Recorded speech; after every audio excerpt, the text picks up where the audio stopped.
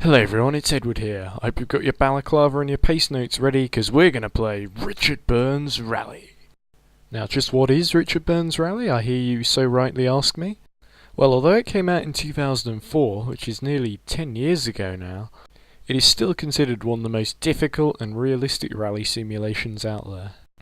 Now, I know strictly I really should be playing Rad Racer instead, but I figure this is the next best thing. So we're going to be driving on Chirdonhead in Great Britain in a Toyota Corolla in heavy rain.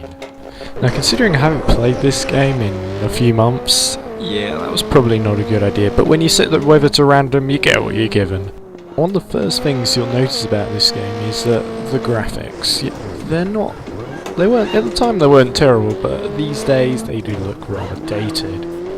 But one of the areas that the game really delivered was in terms of the handling model, in terms of the weather, and if you do all the tutorials in the driving school, the game actually teaches you real rallying techniques. So there's, the pendulum turn, there's the drifting. In fact, I'm trying to use the pendulum turn here. You saw that I got the car turning way in the wrong direction, and then I just swept it back in, although I did go a bit wide there and just missed that tree.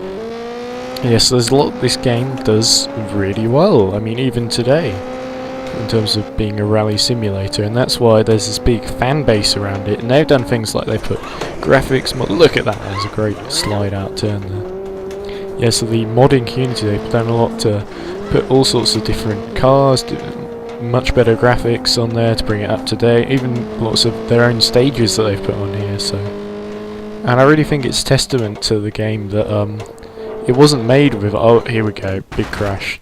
I just got destroyed that advertising hoarding there, and you see, you just get under the crest, and you see I'm reaching for the escape button there because I was thinking that I was going to get stuck, rolled over, and I'd have to call for help, because the crowd, the same three guys all the time, they always pick your car up and they sort of keep you going unless you've destroyed it, because I've got the damage up to realistic. I was really surprised to make it out of that alive.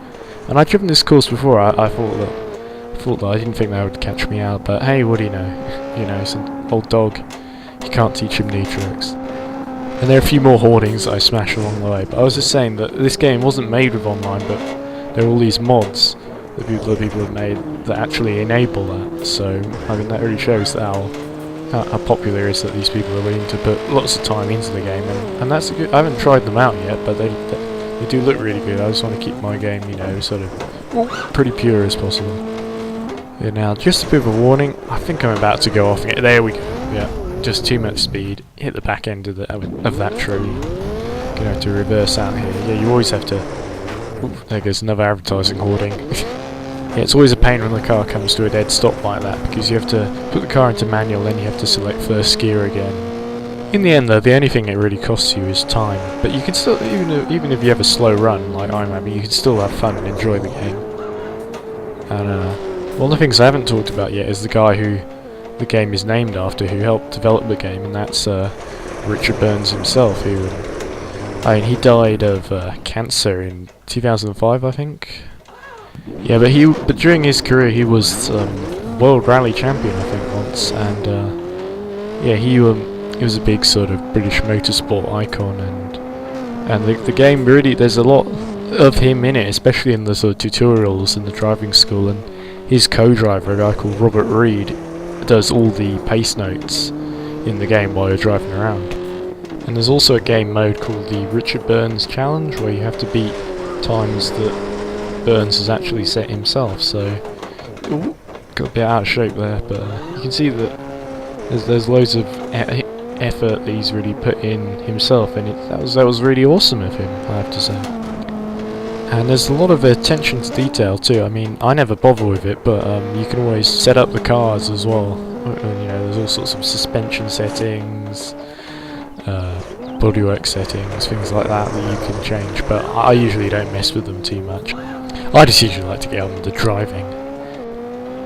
Yeah, towards the end here, you see that I'm really starting to get the hang of it a bit more, which is a bit of a shame considering I kept making mistakes so much earlier. Oh, and just a word of advice, Seb, you will need to use the brakes a lot. But let's be fair on Seb, I mean, he's not really a racing gamer, and But even in the Rad Racer video, he set a pretty good time. And there goes another advertising hoarding. And then here goes me again.